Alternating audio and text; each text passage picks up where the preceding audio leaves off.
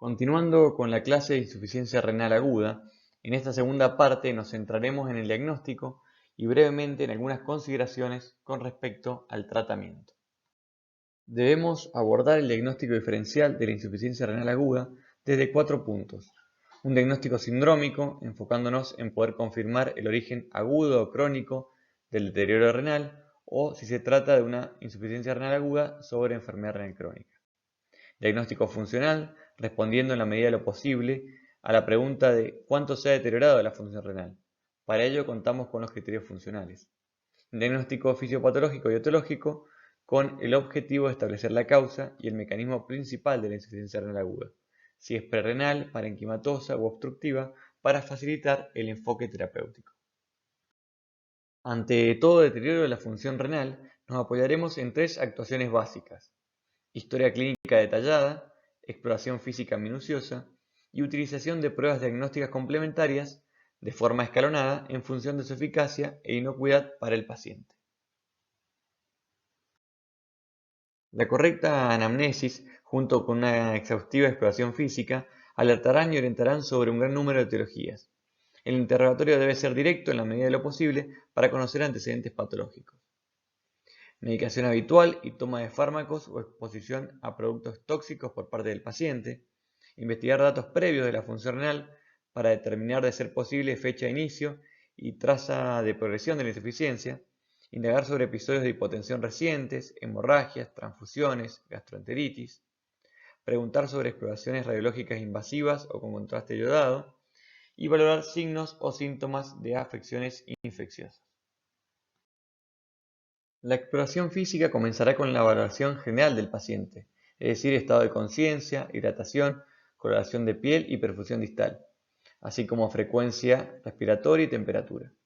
Se seguirá de una evaluación de la situación hemodinámica, frecuencia cardíaca, presión arterial evaluando hipotensión ortostática, ingurgitación yugular, edemas, auscultación cardiopulmonar minuciosa. Es muy importante realizar un balance de ingreso y egreso de líquidos, con control estricto de diuresis y peso diario. Con la valoración abdominal se intentará determinar el tamaño de los órganos, localizar posibles puntos dolorosos. Es importante descartar siempre la presencia del globo vesical, auscultar en búsqueda de soplo en epigastro y flancos, que es característico de hipertensión renovascular. En la piel, inspeccionar las extremidades en búsqueda de heridas, mordeduras, picaduras o pinchazos que han dado lugar, o sea, en el sitio de entrada directa de toxinas, microorganismos o a sustancias que indirectamente hayan causado lesión renal, tras producir, por ejemplo, rhabdomiólisis. Determinadas lesiones cutáneas pueden aparecer en enfermedades alérgicas, autoinmunes, infecciosas o vasculares, como por ejemplo reticulares en la enfermedad ateroembólica. Revisar fondo de ojo, buscando signos de hipertensión arterial severa o maligna, signos de endocarditis, enfermedad ateroembólica. Y es importante, asimismo, en este estadio clínico, no contentarse con el diagnóstico de insuficiencia renal aguda. Muchas veces detrás de este síndrome hay alguno de igual importancia o mayor incluso, como una pancreatitis grave, una colecistitis, taponamiento cardíaco o sepsis con fallo multiorgánico. Las manifestaciones clínicas en el paciente con IRA son muy variadas, ya que pueden ser propias de la patología que la causó o de la insuficiencia renal aguda ya instalada. En lo neurológico puede ir desde somnolencia, confusión, hasta incluso coma. Pueden aparecer convulsiones, mioclonías. Con respecto a lo cardiovascular, podemos encontrarnos con un paciente presionado de volumen, con signos de deshidratación, o un paciente con sobrecarga hidrosalina, que presenta hipertensión arterial, edemas, disnea, e incluso curse con oliguria, es decir, una disminución del volumen urinario a menos de 400 mililitros en 24 horas. La urea elevada causa manifestaciones gastrointestinales. En la IRA también está disminuida la inmunidad con mayor predisposición a infecciones, y esto se ve favorecido sobre todo en el paciente internado por el uso de sonda vesical y catéteres. También hay mayor riesgo de diátesis hemorrágica por disminución de adhesión plaquetaria y mayor fragilidad vascular. La primera prueba diagnóstica que debe realizarse en todo paciente con deterioro de la función renal es una ecografía abdominal para descartar la existencia de patología obstructiva. Además, la presencia de riñones disminuido de tamaño nos harán sospechar la existencia de una enfermedad renal crónica, aunque esta puede cursar con riñones normales e incluso aumentados, pero son casos excepcionales como la amiloidosis o poliquistosis renal. En un paciente con insuficiencia renal aguda es fundamental la determinación continua de las cifras de urea, creatinina, estado ácido-base, ionograma, calcemia, fosfatemia y ácido úrico. También realizar una orina completa para evaluar la presencia de proteinuria, hematuria, la presencia de cilindros. Es importante también el cálculo de la osmolaridad urinaria e índices urinarios que nos orientarán sobre si estamos frente a un fallo renal prerrenal o una necrosis tubular aguda. Completaremos el estudio con la solicitud de diferentes determinaciones sanguíneas más selectivas si sospechamos fallo renal agudo en el seno de enfermedades sistémicas, como son pruebas inmunológicas, serología, marcadores tumorales, entre otras. Y ante la sospecha de una causa vascular de la insuficiencia renal aguda, se realizará una ecografía Doppler y posterior angio-TC o estudios angiográficos convencionales, si fuera necesario, evaluando siempre el riesgo-beneficio por la toxicidad añadida al contraste, y se procederá también a la realización de tomografías, principalmente en los cuadros obstructivos, para visualizar completamente los uréteres y la posibilidad de definir la causa de la obstrucción. La biopsia renal se valorará ante la sospecha de enfermedades glomerulares primarias o secundarias, la sospecha de nefritis tubulointersticial o en el fallo renal agudo de más de 2 semanas de evolución de etiología incierta. En esta diapositiva están expresadas fórmulas de utilidad. La primera es la fórmula de Cockcroft para estimar el clearance de creatinina. Para su cálculo tiene en cuenta edad, peso y creatinina sérica. La importancia de las tres fórmulas de abajo, es decir, osmolaridad urinaria y excreciones fraccionales de sodio de urea, se verá en la diapositiva siguiente. El cálculo de los diferentes índices urinarios nos ayudará sobre todo en la distinción entre fallo renal agudo prerrenal y necrosis tubular aguda. Cuando el sodio urinario sea inferior a 20, la osmolaridad urinaria esté aumentada, con una excreción fraccional de sodio menor al 1%, y el cociente urinario plasmático urea superior a 10, nos indica un origen prerrenal del fallo renal agudo. La excreción fraccional de sodio es el índice con mayor sensibilidad y especificidad, y en general se considera que valores inferiores a 1 sugieren un origen prerrenal, y los superiores a 2 se verían en la necrosis tubular aguda. El sedimento de orina es de gran utilidad para orientar al diagnóstico. Por ejemplo, en la necrosis tubular aguda puede mostrar cilindros granulosos y o hialinos de coloración parduzca debido a detritos celulares del epitelio tubular y la presencia de proteína de Tamm-Horsfall. Un sedimento más activo con diversos cilindros, hematuria y leucocituria orienta hacia otras formas de fallo renal agudo parenquimatoso. La eosinofiluria puede aparecer en la nefritis tubulointersticial inducida por fármacos o en la enfermedad ateroembólica. Además, podemos encontrar la presencia de pigmentos como mioglobina en casos de rhabdomiólisis o hemoglobina en cuadros hemolíticos. En los últimos años se ha avanzado en la detección de marcadores de daño renal o biomarcadores como son la cistatina C, interleuquina 18, KIM1 y ENGAL, que permiten realizar un diagnóstico precoz y específico de la lesión renal aguda para permitir anticipadamente una actuación, evaluar la efectividad de medidas de prevención y tratamiento de lesión renal, llevar a cabo una clasificación y estratificación adecuada. Entre estos marcadores se encuentran moléculas que se producen en otras células del organismo y que son filtradas, como la cistatina, o bien otras que se liberan por el tejido renal a la sangre o la orina. La cistatina es una proteína que se produce por todas las células nucleares del organismo, se filtra libremente en riñón y se reabsorbe completamente en los túbulos proximales. No depende de la masa muscular del paciente, a diferencia de la creatinina, y con filtrados elevados se correlaciona mejor que la creatinina con el filtrado glomerular.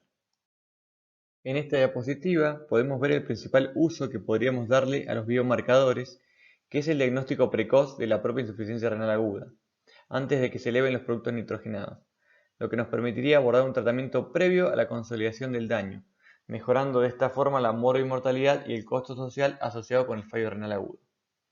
Aunque su estudio es importante, ninguno ha logrado hasta ahora introducirse en la práctica clínica habitual. Antes de ir al tratamiento de la insuficiencia renal aguda, les dejo en esta diapositiva un algoritmo diagnóstico muy simplificado de cómo actuar frente a un paciente con elevación de los productos nitrogenados en sangre.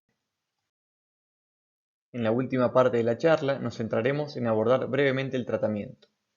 El primer eslabón en el tratamiento de la IRA reside en su prevención. Por lo tanto, el primer paso sería identificar a aquellos pacientes con alto riesgo de desarrollar IRA, ya sea por estar expuestos a situaciones o patologías agudas, o por susceptibilidad o enfermedad de base, como vemos en el cuadro. Deben identificarse para evaluar riesgo-beneficio de determinados procedimientos y actuar mediante medidas de profilaxis y tratamiento precoz. Frente a un paciente con insuficiencia renal aguda, instauraremos un tratamiento médico, siendo necesario en determinadas situaciones tratamiento de soporte mediante terapia de reemplazo renal. Estas son las recomendaciones terapéuticas de las guías KDIGO de práctica clínica para diferentes estadios de insuficiencia renal aguda, iniciando las recomendaciones en pacientes de alto riesgo, donde debemos discontinuar todos los agentes nefrotóxicos cuando sea posible. Considerar alternativas a los medios de contraste yodados, asegurar un adecuado volumen efectivo y presión de perfusión, monitorear de cerca la creatinina sérica y volumen urinario y evitar la hiperglucemia. El tratamiento de soporte consiste en un balance hídrico de entradas y salida de líquidos, peso diario, restricción de sal a menos de 1,5 gramos al día y restricción hídrica en caso de sobrecarga de volumen. Balance de potasio con restricción del potasio de la dieta, suspensión de los diuréticos ahorradores de potasio como espironolactona, miloride, suspender IECA o ARA2, restricción del fósforo de la dieta y utilización de quelantes para tratar la hiperfosfatemia, restricción de proteínas de la dieta de acuerdo a terapia de reemplazo renal y catabolismo, suministrar entre 20 a 30 kilocalorías kilogramo de peso día, manteniendo un balance nitrogenado neutro o ligeramente positivo, y ajustar dosis de fármacos de acuerdo a función renal y evitar los fármacos nefrotóxicos. Con respecto al tratamiento específico de las complicaciones de los pacientes con IRA, en caso de hipervolemia iniciaremos el tratamiento con restricción hidrosalina, diuréticos de asa y en caso de edema de pulmón, terapia de reemplazo renal. Para el tratamiento de la hipercalemia utilizaremos gluconato de calcio endovenoso, nebulizaciones con salbutamol, solución polarizante como medida de redistribución, resinas de intercambio y en caso de persistir la hipercalemia, terapia de reemplazo renal. Para el tratamiento de la acidosis metabólica utilizaremos bicarbonato endovenoso cuando la cifra de este en sangre sea menor a 15 mmol por litro. En caso de acidosis refractaria y pH menor a 7,1 está indicado el inicio de terapia de reemplazo renal.